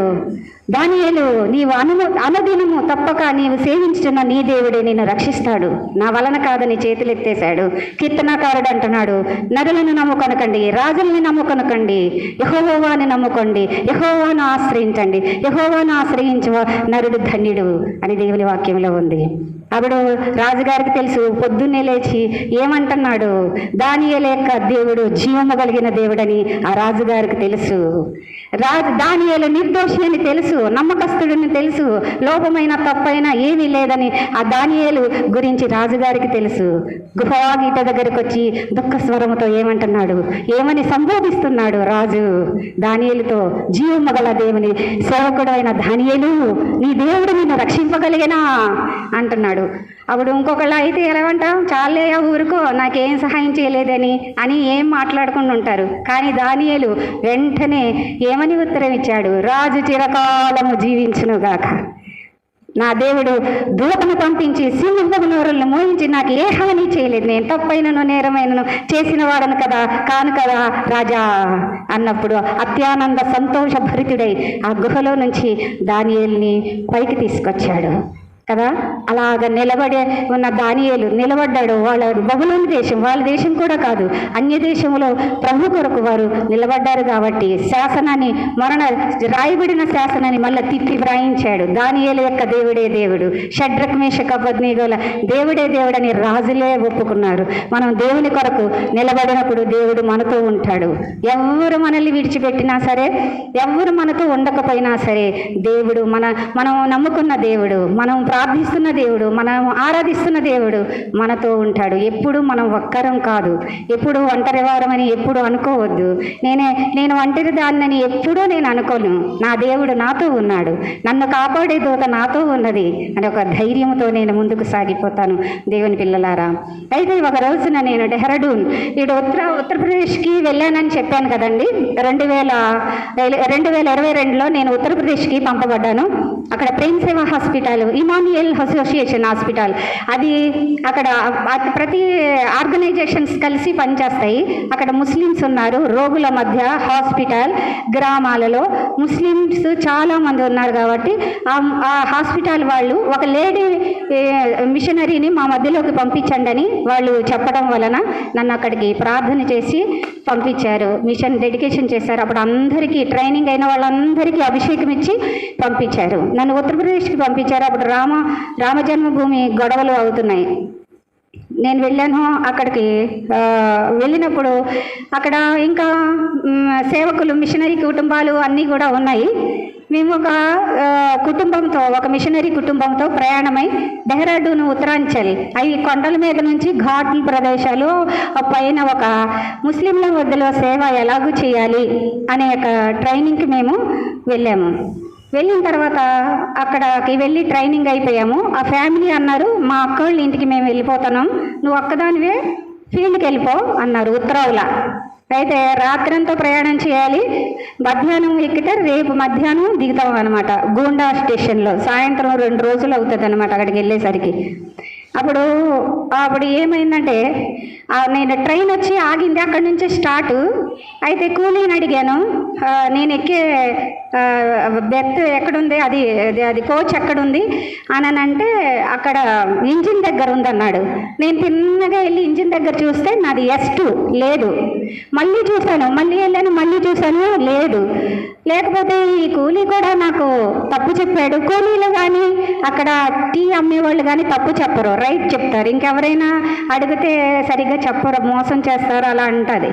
అటు చివరికి వెళ్తే S2 అని చాక్పీస్తో 2 వేసి ఉంది. నేను ఇదే అనుకుంటా, నేను ఎక్కిందని ఎక్కేసి నా సూట్ కేసుని చైన్ వేసేసాను, కిందంతా తుడిచేసుకుని ఒక కూర్చున్నాను. నేను ఎక్కే కోచ్లో ఎవ్వరూ ఎక్కట్లేదు. ఒక 25, 26, 27, 28 వయసు కలిగిన యవన మగపిల్లలు అక్కడ ఉన్నారు, అవతల కూర్చొని ఉన్నారు. కూర్చున్న తర్వాత చాలాసేపు కూర్చున్నాను నేను. కూర్చున్న తర్వాత ఒక అబ్బాయి వస్తున్నాడు, ఇలా చూస్తున్నాడు, వెళ్ళిపోతున్నాడు. ఇంకో అబ్బాయి వస్తున్నాడు, ఇలా చూస్తున్నాడు, వెళ్ళిపోతున్నాడు. ఇదంతా అయోమయం కింద ఉంది. దేవా, ఒక ఫ్యామిలీ అయినా ఎక్కితే బాగుంటుంది, నాకు ధైర్యం కలుగుతుంది, ఎందుకంటే ఆడ మనిషి ఉంటుంది కాబట్టి. ఎవరూ ఎక్కట్లేదు, ఇది ఖాళీగా ఉంది, నేను రైతే ఎక్కాను, ఇది రాంగ్ కాదు అని నేను ప్రార్థన చేసుకున్నప్పుడు ఎవరు ఎక్కల. ఇంకో అబ్బాయి ఒక రౌడీ గుండా లాగా నల్లని మనిషి, ఎత్తు మనిషి వచ్చి నా సీట్ ఎదురుగుండగా అవతల సింగిల్ సీట్లో కూర్చున్నాడు. ఇదంతా ఏంటి, వాతావరణం అంతా మారిపోయేలాగా ఉంది దేవా అని నేను ఇలా ప్రార్థన చేసుకుంటా ఉన్నప్పుడు ట్రైన్ స్టార్ట్ అయిపోయింది. ఇంకెవ్వరు, ఒక ఫ్యామిలీ కూడా ఎక్కట్లేదు. ఇంకా ఈ పిల్లలు వచ్చి చూస్తున్నా అవతల తలుపులు వేసేసారు, దిగే తలుపులు వేసేసారు. నేను ఒక్కదాన్ని బిక్కగా గుండెను గుప్పెట్లో పెట్టుకొని ఒక ప్రార్థన చేసుకున్నాను. దేవా, నీ సేవార్థమే నువ్వు రమ్మని చెప్పావు కాబట్టి నేను వచ్చాను. అన్నీ విడిచిపెట్టుకొని, నా తల్లి తండ్రి జన్మభూమి అన్నీ వదిలిపెట్టుకొని నీ సేవార్థమై ఇక్కడికి వచ్చాను. ఇప్పుడు నా పరిస్థితి ఏంటి? నా శరీరాన్ని అటాక్ చేసి నా శరీరాన్ని అటాక్ చేసి ట్రైన్లోని బయట పారేయవచ్చు. నాకు ఇప్పుడు దిక్కెవరు? నాకెవరు లేరు, నాతో ఎవరూ లేరు. నీవే నా కొండ, నా కోట, నా ఆశ్రయదుర్గం నీవే. షడ్రక్ మేషక్ అబేద్నెగోలను కాపాడిన దేవా, దానియేలును కాపాడిన దేవా, నా ప్రాణాన్ని కాపాడు, నా శరీరాన్ని కాపాడు. నా శరీరాన్ని ఎవరు అటాక్ చేయకూడదు. ఈ పిల్లలు యవనస్తులందరూ ఏంటో వాతావరణం సృష్టించినట్టుగా ఒకళ్ళ తర్వాత ఒకళ్ళు వచ్చి వెళ్ళిపోతున్నారు. నాయన, నువ్వే ఈ సమయంలో నాకెవ్వరూ లేరు, నేను అన్నీ విడిచిపెట్టాను. నా ఆకాశంలో నువ్వు నాకు తప్ప నాకింకా ఎవ్వరూ లేరయ్యా. ఇప్పుడు ఏం చేయాలన్నా, ఏం జరిగినా నువ్వే, నా ప్రాణము, నా శరీరము నీకే అప్పగిస్తున్నాను అని అలా గువ్వలాగా మూల కూర్చొని ప్రార్థన చేస్తూ కూర్చున్నాను. అయితే మనకి కన్ఫర్మ్ అయినా సరే టికెట్ కలెక్టర్ రాడు, పట్టించుకోడు. ఒక టికెట్ కలెక్టర్ వచ్చాడు. ఆయనకి 28, 27 సంవత్సరాల వయసు కలిగిన ఒక యవ్వనస్తుడు, ఎర్రగా ఉన్నాడు. ఆయన తిన్నగా వచ్చి నేను ఆ మూల కూర్చున్న ఆవిడతో అన్నాడు, ఏంటమ్మా ఇక్కడ కూర్చున్నాడు? ఆయన దగ్గర అన్నీ ఉన్నాయి. ఏంటమ్మా కూర్చున్నావు అంటే, సార్ నా టికెట్ తీసి నా కోచ్ ఇదేనండి, నా బెర్త్ నెంబర్ కూడా ఇదే, నేను అందుకే కూర్చున్నాను అన్నాను. అంటే ఇలా టికెట్ తీసుకొని ఇలా చూసి అన్నాడు, ఆ భాష ఏంటో నాకు తెలియదు, ఆ భాష నాకు తెలియట్లేదు, నీ బ్యాగ్ తీసుకో అన్నాడు. అది తెలుగు మాట్లాడా, హిందీ మాట్లాడా, ఏం మాట్లాడా, కంగారులో ఆందోళనలో నాకు ఇప్పటికీ తెలియదు ఆయన ఏ భాష మాట్లాడాడో అని. నేను గబగబా చైన్ తీసి నా బ్యాగ్లో, హ్యాండ్ బ్యాగ్లో వేసి నా సూట్ కేసు తీసుకుంటే ఆయన ఏం చెప్పట్లా. నా టికెట్ తీసుకొని వెళ్తుంటే ఆయన వెనకాల పడ్డాను. వీళ్ళ ముందు నుంచి, కొర్రగాళ్ళ ముందు నుంచే తీసుకెళ్ళిన వాళ్ళందరూ వెళ్ళిపోతున్నావా అన్నట్టు చూశారు. అంతా వెళ్ళిపోయి ఇక వంటలు ఉంటాయి కదా, అవి దాటిచ్చేసుకుని, ఏసీలు దాటిచ్చేసుకుని తిన్నగా తీసుకెళ్ళాడు. అక్కడ ఇంజిన్ దగ్గరే మళ్ళీ నాకు కనపడలేదేంటయ్యా 2 సార్లు చూసి, అక్కడంతా జనమే ఉన్నారు. ఇంకా ఈ టికెట్ కలెక్టర్ గారు తీసుకెళ్ళి నాకు అక్కడ పెట్టి ఆ టికెట్ మీద టిక్ చేసి మళ్ళీ నా చేతికి ఇచ్చేటప్పటికి ట్రైన్ స్లో అయింది. అక్కడ ఒక స్టేషన్ వచ్చేసరికి నేను నిర్ఘాంతపోయి ఆయన్నే చూస్తూ ఉండిపోయాను. ఆయన దిగే వరకు ఇలా చూస్తూనే ఉన్నాను. అక్కడ ఆయన వెళ్ళిపోతుంటే కిటికీలో నుంచి ఇలా చూస్తూనే ఉన్నాను. ఇంకా మనుషుల్లో నుండి నాకు కనబడలేదు. మళ్ళీ నేను ఆయన వెతుకుతున్నాను, టికెట్ కలెక్టర్స్ వస్తున్నారు కానీ ఆయన కనబడతాడేమో అని. 2వ రోజు మధ్యాహ్నం నేను దిగే వరకు చూస్తున్నాను కానీ ఆ టికెట్ కలెక్టరే నాకు కనిపించలేదండి. దేవునికి స్తోత్రం, హల్లెలూయా. దేవుని దూతలు మనుష్య రూపంలో వస్తారు. ఆయన దేవుని దూతగా వచ్చాడు. నా ప్రాణాత్మ దేహాల్ని, నీ ఒంటరిగా లేవు, నేను నీతో ఉన్నాను, నీకు తోడై ఉన్నానని ఆయన నిరూపించాడు. నేను చక్కగా దిగిపోయాను, నా మిషన్ ఫీల్డ్కి వెళ్ళిపోయాను. తర్వాత మరి గరీబ్ నగర్లో నేను 2013వ సంవత్సరం ఒరిస్సాలో సేవ చేసేదాన్ని అని చెప్పాను కదా, హాస్టల్ మినిస్ట్రీ. అప్పుడు నేను ఆత్మకూరుకి వచ్చాను. నేను గరీబ్ నగర్ ఆత్మకూరులో ఉన్నప్పుడు అక్కడంతా ముస్లిం ఏరియాయే. అక్కడ ఒక 10 ఇళ్ళ అవతల తబ్లిక్ జమాత్ ఉంది. తబ్లిక్ వాళ్ళు అల్లాహే దేవుడు, ఇంకా ఏది అనుసరించరు అనమాట. ఆ జమాత్ వాళ్ళు ఉన్నారు. అక్కడ చాలామంది ముస్లిమ్స్కి నేను కరపత్రికలు, ఉర్దూలో ట్రాక్స్ ఇస్తా, పర్సనల్గా సువార్తను ప్రకటిస్తున్నాను. నన్ను మక్బుల్ అనే ఒక ఆయన చాలా అబ్జర్వ్ చేస్తున్నాడు. వీళ్ళందరూ ముస్లిం అందరికీ సువార్త ప్రకటిస్తున్నాను. కొంతమంది ఆడోళ్ళు నేను వెళ్తుంటా మధ్యాహ్నం పూటలు వాళ్ళు రహస్యంగా నన్ను పిలవడం, లోన తలిపేసేయడం, వాళ్ళ సమస్యలు చెప్పడం, పాట పాడించుకోవడం, హిందీ పాట, ఉర్దూ పాట, వాక్యం చెప్పించుకొని మళ్ళీ అటు ఇటు బయట చూసి మళ్ళీ తలుపు తీసి నన్ను పంపించేసేవారు. అలా జరిగేవండి. అయితే ఒక రోజున ఒక ఆమె చిన్న 6 నెలల బాబుకి ఖత్నా చేశారు, సున్నతి చేశారు. ఆ బాబు ఒక రోజున రాత్రి 11:30కి కంటిన్యూగా ఏడుస్తున్నాడు. వాళ్ళ అవ్వ రోజు వచ్చి నాతో మాట్లాడేది, సువార్త చెప్తే వినేదనమాట. అప్పటికే చాలామందికి నేను ఉర్దూలో బైబిల్స్, ట్రాక్స్ ముస్లిమ్స్కి ఇచ్చేసాను. కొంతమంది ముస్లిం పిల్లలకు, యవనస్తులకు టైలరింగ్ ట్రైనింగ్ సెంటర్ పెడతాను, మీరు ఒక్క 100 రూపాయలు ఇస్తే చాలు. వాళ్ళు 2,000 రూపాయలు ఇచ్చి నేర్చుకోవడానికి వెళ్తున్నారు. వాళ్ళు ఇంకో వాళ్ళు అనుకున్నారు ఇలా ట్రైనింగ్ సెంటర్ పెట్టి వీళ్ళందరినీ క్రిస్టియన్స్గా తయారు చేస్తున్నామని వాళ్ళు అనుకున్నారు. అయితే ఆ విధంగా ఉన్నప్పుడు ఒక పాప రేష్మ వచ్చింది. తన కడుపులో నొప్పి 3 రోజుల నుంచి తగ్గట్లే, ఎన్ని మందు బిళ్ళలు వేసుకున్నా తగ్గల. నేను ఆ రోడ్డు క్రాస్ చేస్తుంటే గబగబా పరిగెత్తుకొచ్చి, ఆంటీ ప్రేయర్ ఆయిల్ ఇస్తావా, నా కడుపులో నొప్పి, నేను 3 రోజుల నుంచి బాధపడుతున్నా, ఎన్ని మందులు వేసుకున్నా తగ్గట్లేదంటే సాయంత్రం రా మా ఇంటికి అన్న. అది రేడియోలో కలామే హయాద్, అది ఉర్దూలో వస్తుంది అనమాట, వాక్యము వినిపించేదాన్ని అక్కడ రేడియో పెట్టి, అదే ప్రహరీ గోడ మీద. వాళ్ళు వచ్చి విని వాళ్ళకి ప్రేయర్ చేసి ఆయిల్ ఇచ్చిన తర్వాత వెళ్ళిన తర్వాత ఆ జమాత్ వాళ్ళని ఫాలో అయ్యారు. వెళ్ళి వాళ్ళ ఇంటికి వెళ్ళి ఆ అమ్మాయి ఇంటికి ఎందుకు వెళ్ళారు, అప్పటికే నన్ను నా మీద అటాక్ చేయడానికి వాళ్ళు ప్లాన్ చేసుకున్నారనమాట. వాళ్ళని ఖండితంగా ఆ అమ్మాయి ఇంటికి మీ పిల్లల్ని పంపించొద్దు అని వాళ్ళకి ఖండితంగా చెప్పారు. చెప్పిన తర్వాత 10:30 టయానికి ఆడవాళ్ళు, మగవాళ్ళు, పిల్లలు, తబ్లిక్ జమాత్ లీడర్స్ అందరూ మా ఇంటికి వచ్చేసారు. నా ఇంటి మీదకి వచ్చేసారు. ఆడవాళ్ళతో పిలుస్తున్నారు, కరీమున్ బయటికి రా అని పిలుస్తుంటే నేను ఇలా చూశాను. ఇప్పుడే పిల్లలు వెళ్ళారు కదా, నన్ను ఎందుకు పిలుస్తున్నారు, ఎంత జనం ఏంటి అని అనుకున్నాను. అప్పుడు మొహం కాళ్ళు చేతులు కడుక్కున్నాను. గవాలను నేను వంటగది సైడ్ వెళ్ళిపోయి మోకరించి ప్రార్థన చేశాను. దేవా, వీళ్ళంతా ఎందుకు వస్తున్నారు నాకైతే తెలియదు, ఏం మాట్లాడాలో నాకు తెలియదు. షడ్రక్, మేషక్, అబద్నెగోలతో, దానియేలుతో ఉన్న దేవా, నాతో కూడా ఉండు, వాళ్ళతో ఏం మాట్లాడాలో నాకు తెలియదయ్యా అని చిన్న ప్రార్థన చేసుకొని బయటకు వచ్చే వరకు కేకలేస్తూనే ఉన్నారు. నువ్వు బయటికి రా, తొందర ఏంటి హడావుడి చేస్తున్నారు. నేను తలుపులు తీసుకుని వచ్చి వాళ్ళ మధ్యలో సావధానంగా సలాం అలైకుం అని చెప్పి నిలబడిన. అయితే వాళ్ళందరూ వచ్చి లీడర్స్ మాట్లాడుతున్నారు, నువ్వేంటి ముస్లిమ్స్ని అందరినీ క్రిస్టియన్ చేయాలనుకుంటున్నావు, ఈ పత్రికలు ఇచ్చావు, బైబిల్ ఇచ్చావు, వాళ్ళతో అలా మాట్లాడు, వీళ్ళతో ఇలా మాట్లాడు అని చెప్పారు. అంతకుముందు అది చెప్పాను కదా, మర్చిపోయాను, 6 నెలల బాబు కంటిన్యూగా ఏడుస్తున్నప్పుడు 10:30 టైంలో వచ్చిందనమాట. అప్పుడు పిలుస్తుంటే నేను ఈ కళ అనుకుని ఇలా చూసి నేను టైం చూసినప్పుడు 10:30 అయ్యిందనమాట. 10:30 కాదు 11:30 సారీ. అయితే మా ఇంటికల్లా ఆవిడ మా పిన్ని వాళ్ళు ఎవరు వచ్చినా సరే నువ్వు రాత్రులు తలుపు తీయకూడదు అని చెప్పారు. 11:30 టైంలో నేను కళ్ళు తెరిచి చూపినప్పుడు వాళ్ళు కంటిన్యూగా పిలుస్తున్నారు నన్ను, మరి తీయకపోతే ఎలాగా? గేటు దగ్గర నిలబడ్డాను. దేవా, నా ప్రాణాత్మ దేహాల్ని నీ చేతికి అప్పగిస్తున్నాను, ఎవరు పిలుస్తున్నారో నాకు తెలియదు, నేను వెళ్తున్నా, నువ్వు నాకు తోడుగా ఉండు, నాతో ఉండు అని ప్రేయర్ చేసుకొని తాళాలు తీసి వచ్చినప్పుడు ఫ్యామిలీ ఉన్నారు, 2 ఫ్యామిలీలు మగవాళ్ళు కూడా వచ్చారు. అంటే వచ్చి పిల్లోడు కంటిన్యూగా ఏడుస్తున్నాడు. అప్పుడు హాస్పిటల్కి తీసుకెళ్ళొచ్చు కదా, వాళ్ళలో ఒక విశ్వాసం ఉందన్నమాట. అయితే మేము హాస్పిటల్కి వెళ్ళాము, ప్రేయర్ చెయ్యి బాబు కోసం, ఏడుపు ఆగేలాగా అనింది. వాళ్ళు త్వరగా వాళ్ళని లోనకు పిలిచి చాపేశాను, కూర్చున్నారు.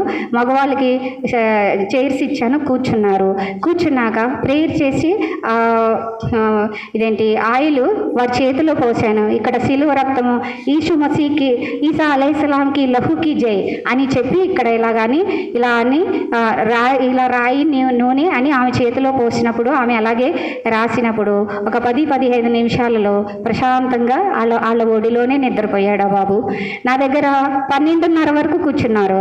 మన ఉర్దూలో ఇవాళ, తెలుగులో ఇవాళ బైబిల్ తీసుకో. వాళ్ళ నాన్నమ్మ ఒగురుస్తూ ఆయాసంతో వస్తుంది, నాకు ఆయాసంగా ఉంది, నాకు ప్రాణం ఏదోలా ఉందంటే ఆమె కూడా ఆ నూనె పోస్తే ఆమె కూడా ఇలా రాసుకుంటే ఆమె ఆయాసం కూడా తగ్గిపోయింది. బైబిల్ తీసుకుని క్షేమంగా వాళ్ళ ఇంటికి వెళ్ళారు. ఇలాగా కొన్ని కార్యాలు జరుగుతూ ఉంటే మక్బుల్ అనే ఆయన ఈ తబ్లిగ్ జమాత్కి చెప్పి మా ఇంటి మీదకి పంపించాడనమాట. ముస్లిమ్స్ అన్న వాళ్ళకి ఇక్కడ ఎవ్వరికి సువార్త ప్రకటించకూడదు, ప్రకటిస్తే కనుక ముస్లిమ్స్కి బైబిల్స్ కానీ కరపత్రికలు కానీ సువార్త కానీ ఎవరిళ్ళకి కానీ వెళ్ళకూడదు, వెళ్ళినట్టయితే ఇక్కడ ఒక్క చర్చి ఉండదు, ఈ మెడకాయ మీద తలకాయ ఉండదు అని చెప్పారు. సరేలే అని చెప్పిన. అయితే చెప్పిన తర్వాత అక్కడ ఉన్న వాళ్ళు పెద్ద లీడర్స్ అన్నారు, అందరినీ శాంతపరిచారు. వాళ్ళు వీళ్ళు గుబగొబగా కొట్లాట కింద ఆడవాళ్ళంతా అలా మాట్లాడుతుంటే ఒక లీడర్ అన్నారు, మీరు ప్రశాంతంగా ఉండండి అన్నాడు. ఇంకొకళ్ళు అన్నారు, ఇంకో అబ్బాయిని ముస్లింని 10,000 ఇచ్చి క్రిస్టియన్ చేయాలని అనుకున్నాం అంట కదా, ఆ అబ్బాయి చెప్పాడు అది ఇది అని అన్నారు. ఏది అబ్బాయి పిలవండి అంటే అబ్బాయి రాలే. అన్ని అబద్ధాలు మాటలన్నీ సృష్టించి ఇలా వచ్చి చెప్పారనమాట. అప్పుడు అందులో ఒక లీడర్ అన్నావు, నువ్వు ఎక్కడి నుంచి వచ్చావు, ఏంటి చెప్పు అని అన్నాడు. అలాగే మా అమ్మగారిని యేసయ్య స్వస్థపరిచాడు, చచ్చిపోయిన ఆవిడ్ని బతికిచ్చాడు, నన్ను చచ్చిపోయిన ఆయన్ని బతికిచ్చాడు, యేసు ప్రభు కల్వరి శిలువలో ప్రాణం పెట్టి తిరిగి లేచాడు, ఆయన త్వరగా రాబోతున్నాడు, ఆయనే అందరూ నమ్ముకోవాలి అని చెప్పాను. ఇంకా గబగబగబ అందరూ గుబగబా లేచిపోయారు. ఇవన్నీ మాకు అవసరంలే, ఇక్కడ మాత్రం సువార్త ప్రకటించడానికి లేదు, ఇక్కడ నువ్వు ఉండడానికే వీల్లేదు, ఇక వార్నింగ్ ఇచ్చిపోయినారు. ఇక్కడ ఏ ముస్లిం ఇంటికి వెళ్ళకూడదు, సువార్త పత్రికలు ముస్లిం కన్నాక ఏది ఇవ్వకూడదు, లేకపోతే ఈ మెడకాయ మీద తలకాయ ఉండదని చెప్పి వెళ్ళిపోయారు అందరూ. వెళ్ళిపోయిన తర్వాత మళ్ళీ మా లీడర్స్ నన్ను అమలాపురానికి పంపించారు. అక్కడ కూడా దేవుడు మరి చెంచూస్ మధ్యలో దేవుడు ఆడుకుంటున్నాడు. ఇంకొకటి ఏంటంటే మళ్ళీ లీడర్స్ అన్నారు, ముస్లిమ్స్ మరి స్లోగా రెస్పాన్స్ అవుతారు, స్లోగా నమ్ముకుంటారు, నమ్ముకున్న వారిని నమ్ముకొనివ్వరు, వాళ్ళు నమ్ముకోరు, నమ్ముకున్న వాళ్ళని నమ్ముకోరు, అడ్డుబండ్లుగా ఉంటారు. కాబట్టి చెంచుస్ మధ్యలో సేవ చేయాలి అన్నప్పుడు నేను ఒక్కదాన్ని సింగిల్, ముందు పిల్లలందరూ నా ఫ్రెండ్స్ అవుతారు, నేను పిలవకుండగానే వాళ్ళే నన్ను ఫ్రెండ్స్ చేసుకుంటారు. ఏసయ్య మేడం అంటారు, ఏసయ్య అని పిలుస్తారు, ప్రార్థన మేడం అంటారు, ప్రార్థన అక్క అంటారు, ఏంటంటే వాళ్ళకి ఇష్టమైన పేర్లు పెట్టుకుంటారు. పిల్లలే నా దగ్గరకు వస్తారు, వాళ్ళని బాగా నేను ఫ్రెండ్స్ చేసుకుంటాను. అలాగా పెద్దవాళ్ళు ఫ్రెండ్ అవుతారు. నేను వెళ్తూ ఉన్నప్పుడు మోగన్న భయన్న ఇద్దరు చూస్తున్నారు, ఈ అమ్మాయిని ఎలా అటాక్ చేయాలి. కొంతమంది చెంచు వాళ్ళతో మాట్లాడుకున్నారు అమలాపురంలో, ఈ అమ్మాయిని ఎలాగైనా అటాక్ చేయాలా, సంపాలా, లేకపోతే బాడీని అటాక్ చేయాలా, ఏమనుకున్నారు. వాళ్ళ ప్లాన్స్ ఏమో తెలియదు. 10 మంది కూడుకున్నారు. రోజు ఇంకా ఒక ఆయన అయితే నన్ను ఫాలో చేశాడు, మోగన్న, ఇదేంది ఎట్లా చేస్తున్నాడు అని షడ్రకన్నకు చెప్పాను, అన్నా ఈ పరిస్థితిలో ఉన్నదన్నా. ఇంకో ఆయన కూడా నన్ను ఫాలో చేస్తున్నాడు, వాళ్ళ కోసం ప్రార్థన చేస్తున్నాను. చేస్తున్నప్పుడు ఇంకా శోధన తీవ్రంగా ఉంది, నన్ను అటాక్ చేయడానికి తీవ్రంగా ఉంది. రోజు నాకు తెలియట్లేదు, ఏడుపు వచ్చేస్తుంది. నడుచుకుంటూ ఆటోల కాడికి రావాలి. దేవా, నేను అందరినీ ఇచ్చిపెట్టుకొని వచ్చానయ్యా, ఇవి నా పక్షాన్ని ఎవరు మాట్లాడేవాళ్ళు లేరు తండ్రి, నువ్వు వాళ్ళని దర్శించు, వాళ్ళకి రక్షణ దయచే. వాళ్ళ నా శరీరాన్ని, నా ప్రాణాన్ని అటాక్ చేయడానికి వాళ్ళ ప్లాన్స్ ఏమన్నా నాకు తెలీదు, నేను ఒక్కదానిగా కనబడుతున్నాను, వాళ్ళకి నువ్వు చూపించు తండ్రి, వాళ్ళతో నువ్వు మాట్లాడు, వాళ్ళని రక్షించు అని నేను అడుస్తూ ప్రార్థన చేస్తూ, నా ఆత్మ ఏడుస్తూ కళ్ళమ్మటి నీళ్ళు కారిపోతున్నాయి. ఆటో ఎక్కినా ఏడుస్తున్నా, నడుస్తున్నా ఏడుస్తున్నా, రోజు ఏడుస్తున్నా, అలాగే ప్రార్థన చేస్తా ఉంటే ఒకరోజు దేవుడు దైవసేవకుల ద్వారా నాతో మాట్లాడిచ్చాడు. నేను మోకరించి కన్నీటి పెద్ద వాంతి వచ్చేస్తే బళ్ళుమని ఎలా కక్కేస్తారో అలాగా దేవుని సన్నిధానంలో నా కన్నీరు ప్రార్థన, నా హృదయంలో ఉన్న వేదన అంతా కూడా ఆయన పాదాల దగ్గర కుమ్మరించుకుని నా ప్రాణాత్మ దేహాలని నీవే కాపాడాలి అని ప్రార్థించినప్పుడు మళ్ళీ నేను ఆ గుడాంలోకి వెళ్తున్నప్పుడు ఒక్కళ్ళు లేరు. నన్ను అటాక్ చేస్తున్నా అన్న వాళ్ళందరూ పరిస్థితి, ఆ శోధన అంతా యేసయ్య నామంలో పోయింది. దేవుని నామానికి మహిమ కలుగును గాక. ఇక్కడ 2వ రాజులు 6వ అధ్యాయము ఇక్కడ మాట్లాడుతున్నాడు. ఎలీషా ఒక్కడే ఉన్నాడు. రాజు, సిరియా రాజు ఎలీషాని తీసుకుని రమ్మన్నప్పుడు వారి సైనికుల్ని పంపిస్తాడు కదా. అప్పుడు 16వ వచనమున 6వ అధ్యాయము 16వ వచనము 2వ రాజులు, అతడు భయపడవద్దు. ఇక్కడ ఏమంటున్నాడంటే 14వ వచనము, కాబట్టి రాజు అప్పటికి గుర్రములను, రథములను, గొప్ప సైన్యమును పంపెను. వారు ఆ రాత్రి వేళ వచ్చి నలుదిశలను పట్టణమును చుట్టుకొనక దయోజనుడైన అతని దాసుడు పెందలకడ లేచి బయటికి వచ్చినప్పుడు గుర్రములను, రథములను గల సైన్యము పట్టణమును చుట్టుకుని ఉండుటచు కనబడెను. అంతటా అతని పనివాడు, అయ్యో నా ఏలినవాడా, మనము ఏమి చేతుమని ఆ దైవజనునితో అనగా, అతడు భయపడవద్దు, మన పక్షముననున్నవారు వారి కంటే అధికులై ఉన్నారని చెప్పి, యెహోవా వీడు చూచినట్లు దయచేసి వీని కండ్లను తెరువుమని ఎలీషా ప్రార్థన చేయగా, యెహోవా ఆ పనివాని కండ్లను తెరవచేసిన గనుక వాడు ఎలీషా చుట్టూను పర్వతము, అగ్ని, గుర్రముల చేత, రథముల చేతను నిండి ఉంటా చూచెను. ప్రైజ్ ద లార్డ్, హల్లెలూయా. దేవుడు నా పక్షానన్నాడు. అప్పుడు నుంచి వాళ్ళందరూ కూడా అలాంటి ప్లాన్స్ అన్నీ పోయినాయి. ఇంకా భయన్నోళ్ళ ఇంటికాడే ప్రార్థన పెట్టడానికి వెళ్ళేదాన్ని. అప్పటి నుంచి ఇప్పటి వరకు నాకు ఎవరు అటాక్ చేయడానికి రారు. నేను నిలబడినప్పుడు ఒక భయం కలిగేలాగా దేవుడు పెట్టాడు. నేను చాలా గుడాలకి ఒక్కదాన్ని వెళ్ళిపోతాను.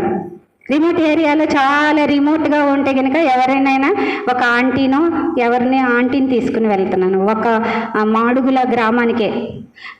కాబట్టి నేను అన్ని గుడాలకి, పెద్దగుముడాపురం, అమలాపురం గుడెం, నల్లకాలగూడెం, మాడుగుల, పెద్దగుముడాపురం ఇవన్నీ వెళ్తాను. 50 కిలోమీటర్స్ అప్ అండ్ డౌన్, ఇవన్నీ చాలా చాలా దూరంలో వెళ్తాను. మరి దేవుడు నాకు IEM స్కూటీ ఇచ్చారు. మరి ఆటోలు కానీ వెళ్ళలేనప్పుడు, అనారోగ్యంగా ఉన్నప్పుడు బస్సులో కానీ వెళ్ళి వస్తూ ఉంటాను. ఆ గుడాలందరి కొరకు ప్రార్థన చేయండి, నా కొరకు ప్రార్థన చేయండి. నా రాకపోకలేందు మరి అనేక ఆత్మలు, చెంచు ప్రజలందరూ రక్షించబడగలిగేలాగా, ముస్లిం ప్రజలందరూ రక్షించబడగలిగేలాగా ప్రార్థన చేయండి. మరి మీ అందరికీ వందనాలు.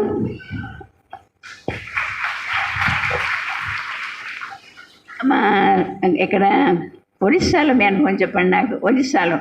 ఒరిస్సాలో గ్రామ్స్ అన్న ప్రాంతంలో మీరు సేవ చేస్తున్నారు కదా, అక్కడ పరిస్థితులు ఎట్లా ఉంటాయి? ఒరిస్సాలోని గ్రాహం స్టీన్స్ గారిని, వారిద్దరి పిల్లల్ని సజీవ దహనం చేసేసారు కదా, తెలుసు కదా. 1999లో వారిని మనోహర్పూర్లో వాళ్ళ జీబులోనే కాల్చేశారు. ఏంటంటే గ్రాహం స్టీన్స్ గారు సంతాలీ ప్రజల మధ్యలో సేవ చేస్తూ ఉన్నారు. ఆయన సైకిల్తోనూ మరి రికార్డులు ఉంటాయి కదా, ఇదివరకు ఇలా ప్లేట్స్ అవి ఉండే, అలాగా సైకిల్తోనే వెళ్ళేవారు. ఆయన 18 సంవత్సరాల వయసులో అప్పుడే అక్కడికి వచ్చారు. రైరంపూర్ బారీపదలో వారి యొక్క పెద్ద ఇల్లు ఉంది, గ్రాహం స్టీన్స్ గారిది. అక్కడ హాస్పిటల్ కూడా ఉంది. అయితే రైరంపూర్లో కుష్ఠరోగులు ఉన్నారు. కుష్ఠరోగులు ఉన్న వారికి అక్కడ మయూర్భంజ్ డిస్టిక్ అది. అయితే అక్కడ కుష్ఠరోగం వచ్చిందంటే చాలా వాళ్ళ సంతాలి వాళ్ళంటే శాపం. ఇంకా అలాంటి వాళ్ళని ఇంటికి ఎప్పుడూ రానిరు, ఇంట్లో నుంచి పంపించేస్తారు. అయితే అలాంటి కుష్ఠరోగులు వారికి గాయాలు కట్టి గ్రాహం స్టెయిన్స్ గారు వారి భార్య గ్లాడీ దీది, మేము దీది అంటాం, ఆ గ్లాడీ దీది ఆవిడ అక్కడికి వచ్చిందంటే సంథాలీ లాగానే చీర కట్టుకుంటారు, గాజులు అన్నీ కూడా సంథాలీ టైప్లోనే ఉంటారనమాట. వాళ్ళ కుమార్తె కూడా వస్తారు, మా హాస్టల్కి ప్రతి సంవత్సరం వచ్చేవారు. అయితే అక్కడ సంథాలీలోనే బైబిల్ ట్రాన్స్లేషన్ జరిగింది. అయితే వాళ్ళు సువార్త సంథాలీలో భాషలో దేవుని సువార్త ప్రకటిస్తున్నప్పుడు వాళ్ళు ఏమన్నారంటే, మీకు యేసు ప్రభువు సంథాలీ వాళ్ళకేనా, వాళ్ళకి లేదా అని అన్నారు. అంటే అప్పుడు గ్రహాం స్టెయిన్స్ గారు ఆలోచించి ఐఎంకి ఫోన్ చేశారు, మీ సంస్థ నుంచి ఒక 2 మిషనరీలను పంపించండి అన్నప్పుడు 2 పంపించారు. అక్కడ కటక్లో ఉన్న ప్రదీప్ కుమార్ దాస్ అన్న అని ఒక ఆయన, ఇంకో అన్నని తమిళనాడు నుంచి ఇంకో అన్నని కూడా పంపించారు. వాళ్ళు చాలా యవనస్తులు, పెళ్లి కాని వారు అనమాట. అన్న పేరు మర్చిపోయాను, తమిళనాడు నుంచి వచ్చిన అన్న. అయితే మరి ఠాకూర్మండ ఏరియా, మయూర్భంజ్ డిస్టిక్, అక్కడలో మనోహరపూర్, ఒక చాలా అడవులు రిమోట్ ఏరియాలో గ్రహాం స్టెయిన్స్ గారిని వారిద్దరు పిల్లల్ని ఆ జీవులో పెట్టి కాల్ చేశారు. అయితే ఆయన బ్రతికి ఉన్న టైంలో ఐఎంకి కాంటాక్ట్ చేసి వారిని పిలిపిస్తే వీళ్ళకి ఏం భాష రాదు. ఒక హిందీ శబ్దం కూడా, ఒరియాలో హిందీ శబ్దం, ఈ హిందీ ఉంటుంది కానీ ఆ హిందీ మాటలు కలుస్తాయి. వాళ్ళు ఏం మాట్లాడుతున్నారు అనేది హిందీ వస్తే తెలుస్తుంది, కానీ ఒరియా అక్షరాలు వేరే. హో ఏమో ఒరియా అక్షరాలు తీసుకున్నారు, సంథాలీ ఇంగ్లీష్ అక్షరాలు తీసుకున్నారు బైబిల్ ట్రాన్స్లేషన్ కోసం. అయితే వీళ్ళిద్దరూ ఎవరు, ప్రదీప్ కుమార్ దాస్ అన్నను తమిళనాడు నుంచి ఇంకో అన్నను పంపించారు. లీడర్స్ సర్వే చేశారు, వీళ్ళిద్దరిని ఎక్కడ పంపించాలని సర్వే చేస్తే అదంతా అడవి, చాలా అడవి, ఎవరు ఒక్కళ్ళు చేర్చుకోలేదు. ఆ గుమ్మంలో అరుగు దగ్గర కూడా రానివ్వట్లేదు. అయితే ఒక్క ఫ్యామిలీ వచ్చింది. అది ఎలాంటి గుడిస, ఆవులు నివసించే కొట్టం, పైన తాటేకులు, చుట్టూరు తాటేకులు, పైన తాటేకులు లేవు. అవన్నీ గోతులు, పేడలు, రొచ్చులు, నీళ్లు, అదే ఆ తాసులన్నీ నిలబడిపోయినాయి. కొట్టం ఉంటే అది ఖాళీ ఉంది, అక్కడ ఉండండి అని వీళ్ళకి చెప్పారు. ఐఎం లీడర్స్ వీళ్ళిద్దరు యవనస్తులు అదంతా క్లీన్ చేసుకొని వాళ్ళకి తీసుకెళ్ళి బియ్యము, పప్పు అవన్నీ అక్కడ పెట్టుకున్నారు. అక్కడ కూరగాయలు ఏమీ దొరకవు, ఇంకా చాలా దూరం రావాలి, మార్కెట్కి రావాలంటే చాలా దూరం రావాలి. అక్కడ ఉండి ప్రార్థన, వాళ్ళు కొట్టంలో ఉండి భాష నేర్చుకుని, వాళ్ళు తాగడానికి నీళ్ళు ఇస్తే, కాళ్ళు కడుక్కోవడానికి నీళ్ళు ఇస్తే వాళ్ళు తాగేసేవాళ్ళు, వాళ్ళందరూ నవ్వుకునేవారు అనమాట. వాళ్ళు చేర్చుకున్న ఫ్యామిలీ ఏంటంటే వాళ్ళకి పిల్లలు పుడుతున్నారు, చచ్చిపోతున్నారు. అయితే వీళ్ళిద్దరిని చేర్చుకున్నందుకు, ప్రేయర్ చేసినందుకు వాళ్ళ పిల్లలు బతికితే ఆ ఊరోళ్ళందరూ కూడా, మీ ఇంటికి వచ్చిన వాళ్ళు ఎవరో వాళ్ళని గొడ్డళ్ళు వేసుకొచ్చారు, నరికేస్తాం, చంపేస్తాం, కత్తులు కటారాలు వేసుకొని వచ్చారు. అప్పుడు వాళ్ళిద్దరు భార్యాభర్తలు అడ్డుకున్నారు, వాళ్ళని వెనకాల పెట్టేసి, వీళ్ళు మంచి వాళ్ళు, మన కోసం ప్రార్థన చేసి మనల్ని బతికించడానికి వచ్చారు, దేవుని పిల్లలు అని వాళ్ళని అడ్డుకున్నారనమాట. ఇప్పుడు ఆ హోలో అన్ని ఠాకూర్మండ ఏరియా, ఆ ప్రాంత ప్రజలు, గిరిజన ప్రాంత ప్రజలందరూ ప్రభుని నమ్ముకున్నారు. మరి గ్రహాం స్టెయిన్స్ గారు వచ్చినప్పుడు ఒక 6 వర్షిప్ గ్రూప్స్ ఉండేవి, ఇప్పుడు ఎన్నో వందల గ్రూప్స్ ప్రభుని నమ్ముకున్నారు. ఒక గోధుమ గింజ చనిపోతే ఒకటి 60 దంతలుగా, 100 దంతలుగా, 30 దంతలుగా, 60 దంతలుగా, 100 దంతలుగా ఎలాగ ఫలిస్తుందో అలాగా గ్రహాం స్టెయిన్స్ గారు అక్కడ హతసాక్షిగా, వాళ్ళిద్దరు కుమారులు ఆయన హతసాక్షిగా అయినప్పుడు అక్కడ సంథాలీ అందరూ ప్రభుని నమ్ముకుంటున్నారు, చాలా ప్రభుని నమ్ముకున్నారు. అక్కడ వాళ్ళు ఎంత అటాక్ చేస్తారు, వీళ్ళు బయట నుంచి వచ్చారా, ఇక్కడ వాళ్ళేనా, ఏం చేయడానికి వచ్చారు. అక్కడ ఇంకా గ్రహాం స్టెయిన్స్ గారు చనిపోయిన తర్వాత అమ్మో అందరినీ చంపేస్తారు, అందరూ వెళ్ళిపోదామని అనుకున్నారు. కానీ మిషనరీలు వెళ్ళకొనకుండా అక్కడున్న విశ్వాసుల్ని సేవకులుగా తయారు చేసి వాళ్ళ భాషలో ప్రజల మధ్యలోకి వాళ్ళనే పంపించి సామాన్య మనుషులుగా వెళ్ళి వాళ్ళ ఇంటిల్లో కూర్చొని ఆ రహస్యంగా ఆ తాటాకిళ్ళల్లో, ఆ గుడిసెల్లోనే ప్రభు సువార్తను చెప్పి ఇప్పుడు వేల కొలదిగా ఇప్పుడు జంగిల్ క్యాంప్ పెట్టామంటే అబ్బా ఎంత బాగుంటుందో, అసలు నీళ్ళు ఎంత కరువోనండి, మురికిగా ఉంటుంది చెరువు, అందులోనే స్నానం చేయాలి, అందులోనే కడుక్కోవాలి. ఇంతంత కొండలు ఇస్తారనమాట, గడ్డి అంతా వేస్తారు, గడ్డితో ఒక ఎండు గడ్డి ఉంటుంది కదా, దానితోని ఒక గుడిసెలాగా తయారు చేస్తారు. ఆ చలికి తట్టుకోలేకపోతే అదే వచ్చే వాళ్ళకి గెస్ట్ హౌస్, ఆ గడ్డిలో లోపల పడుకోవాలి. మనకి చలికి ఆగదు, కింద గడ్డి వేసేసి ఆ పైన పట్ట వేసి మనిషిని పడుకొని పైన ఒక దుప్పటేసుకొని గడ్డంతా మీద వేసేసుకొని పడుకోవాలి, లేకపోతే చలి ఆగదు, ఎముకలు కొరుకుపోయే చలి అనమాట. అంటే గెస్టులు వచ్చినా అలాగే లావు బియ్యం ఉంటాయి, కొండలు ఉంటాయి అన్నమాట. లేకపోతే ఏం చేస్తారు, అన్నం వేసేసి పప్పు వేసేసి అన్ని కూరగాయలు అన్నీ అందులో వేసేసి నీళ్లు పోసేసి ఉప్పేసి కారం ఉడకనిచ్చేసేస్తారు, అంతే వేసుకొని ప్లేట్లో తినడం, వెళ్ళిపోయి సేవలో కూర్చోవడం, అంతా కొండల్లో ఉంటారనమాట. అలాంటి ప్రజానికం. మరి వాళ్ళ ఏంటంటే మంత్రశక్తి, చాలా మంత్రశక్తి. మనిషిని ఇలాగ చూస్తూ ఉన్నారంటే ఇంకా ఆ మనిషి అవుటే, జ్వరం వచ్చేస్తుంది, ప్రభు అతనికి తోడు లేకపోతే అతను చచ్చిపోవడమే అనమాట. మళ్ళీ అలాంటి ప్రాంతంలో గ్రాహం స్టెయిన్స్ గారి సంస్థ కూడా వాళ్ళ యొక్క ఇది కూడా మరి ఐఈఎంకి హ్యాండ్ ఓవర్ చేశారు. మరి అక్కడ ఐఈఎం చాలా బాగా సేవ జరిగిస్తూ ఉన్నారు. హాస్టల్ మినిస్ట్రీస్ ఏంటి, పిల్లలు కూడా అడవుల్లో ఎక్కడో అనాగరికులుగా ఉన్న పిల్లలు ఇప్పుడు డాక్టర్స్గా, ఇంజనీర్స్గా, నర్సెస్గా, దేవుని సేవకులుగా, మిషనరీలుగా అలా వచ్చేస్తూ ఉన్నారు. కోట్లుగా ఎంత ఇంప్రూవ్మెంట్ వచ్చిందో. అక్కడ ఒక గ్రాహం స్టెయిన్స్ గారు వారి 2 పిల్లలు చనిపోవడం వలన అక్కడ సంతాలి అందరూ అనాగరికులు అడవుల్లో అంతా ప్రభుని నమ్ముకుంటున్నారు. దేవుడు ఈ సాక్ష్యాన్ని దీవించును గాక. మరి వాళ్ళందరి కోసం ప్రార్థన చేయండి, మా అందరి కోసం ప్రార్థన చేయండి. అందరికీ వందనాలు.